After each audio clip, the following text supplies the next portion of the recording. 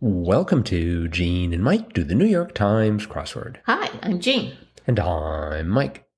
And today we are doing the crossword for Monday, June 2nd, 2025. So, did you do the crossword? I did do the crossword. And how did you find it? I found it quite amusing. Good. And not too hard. Good. Because it was Monday. We expect both of those out of a Monday crossword. That is correct. No, I thought it was kind of clever. The theme was sort of punny and silly, but there were some other kind of fun and interesting clues, I thought, in the puzzle. And it was just a fun solve. What were some non-themed answers that you liked? Well, I really liked in the corner, we had 68 across and 54 down, the lower left. And it was actor Russell, whose surname sounds like a bird, and 8 across, actor Ethan, whose surname sounds like a bird, and they crossed each other. And yes. They were crow and hawk. Yep. I just thought that was rather funny. So. And beneath that, we had 71 across. It's nearly impossible to split their cream equally per MIT. Yes, and the answer was Oreos. That's another great one. I can believe that. How many packages of Oreos did they have to buy to figure that out? Well, I noticed they also had another sort of common food stuff in the New York Times. 24 across, thick noodle in Japanese soups was udon. Udon, yes. So we had udon and Oreos. And it got me thinking about what the New York Times cafeteria must be like. I wonder if they had like a special area on the menu for crossword food. Well, I don't know. You know, they could have eel and all these things that I never know the names of. Tacos would be big. Right. Tapas. And 34 across, thyme, peas, thyme spelled like the spice, and that was, or I should say herb, I guess, and that was SPRIG. Yep. Oh, we did in fact have 35 across. They might be sold a la carte at a Mexican restaurant. We had tacos today. Yes. It must be Tacos Monday. That doesn't sound quite right. So as you mentioned, there was a theme. Yes, there was. There were 3 themed clues, and they were common slang phrases. And I'll read them just to see if you can figure out the theme. The first one was 18 across, which was go fly a kite. And the answer was eat my shorts. And then 28 across, pipe down, was put a sock in it.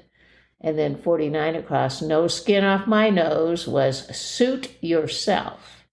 And the revealer was right below that, 64 across, where duds are draped to dry, or a literal description of the theme clues, and that was clothesline. Yes. Each one of them were a clothesline. A line about clothes. Yep. Eat my shorts, put a sock in it, and suit yourself. They just had that nice blend of sassiness. Yes. Bordering on rudeness. Yeah. Maybe going over the edge of rudeness, but staying within the limits. Yes. So that was good. But, well, they sort of... And I mean, I guess I would be a challenge to think of any other clothes-related slang phrases, but I'm sure there are some. Let's see. Watch my chapeau? No, that doesn't work. Hey, hands off the beret? No, that also doesn't work. No, I don't. We did have one sort of rude answer, 46 across, explosive expletive, or explosive expletive.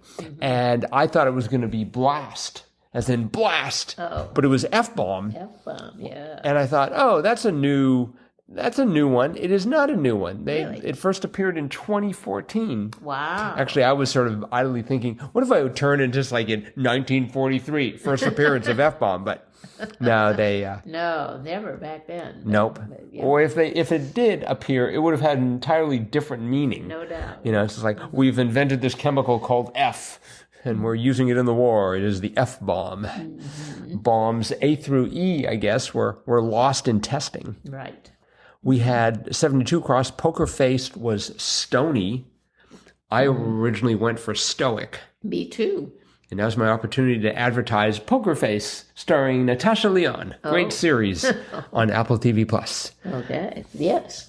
We had another reference to Mexican food, and that was 52 down. We talked about tacos at 35 across, but 52 down, dried chili in Mexican cuisine was ancho. Oh, that's true. So, And we had a drink, although I didn't originally think it was such. 47 down was beer making establishment, and the answer was brewery. yes. When I first read that, I read it as bee making establishment. Oh, And because that R sort of just flows right into the M if you're not paying attention. And so I was trying to think what a bee making establishment would be. And I thought, it's got something to do with hives. yes. But it was a brewery. Apiary. But they don't make bees, they make honey.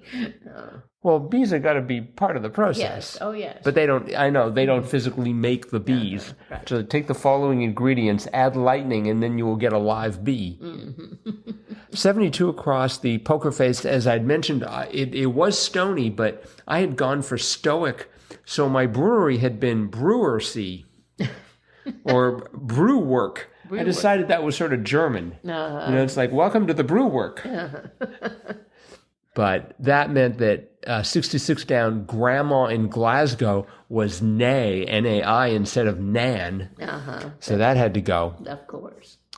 We had another reference to that as well. We had 26 across, grandma in Guatemala, and that was abuela. Abuela. So we had abuela and nan. Right. I have a funny story about 36 down, which the clue was out of the picture, maybe. And the answer was camera shy. And I was getting most of those letters with the crosses, and I'm like, ooh, that looks like gamer. I didn't even look at the clue, but I thought, gamer ashy? What would that mean? And then I finally looked at the clue, and it's like, oh, it's camera shy. So we had a little bit of astronomy going on. 37 down, actual shape of the Crab Nebula, disappointingly, was oval. yes. And then 16 across, which was the constellation with a belt. Orion. Yep. Orion So a and his belt. little bit of astronomy there. We had 29 down, once blank a midnight dreary, and that was once upon a midnight dreary. That is correct. Okay, for points, where did that line come from? Once upon a midnight dreary. The Raven. Wow. Edgar Allan Poe. Once upon a midnight dreary, while I wandered weak and weary. Wow. Triple wow. Now you're going to quote the entire poem. Not tonight. We had 25 down. I thought that was sort of amusing. Negatory. And the answer was nope. Yeah, it was fun. It was by Anthony V. Grubb. Nice job, Anthony. Yep, his second for the New York Times. Very good. All right, I think that is it for the crossword. Okay. And a reminder that tomorrow is Triplet Tuesday. So you'll want to gather around for that. Yep. And we will be back again with that, as well as our cutting edge analysis of tomorrow's crossword tomorrow. Bye-bye.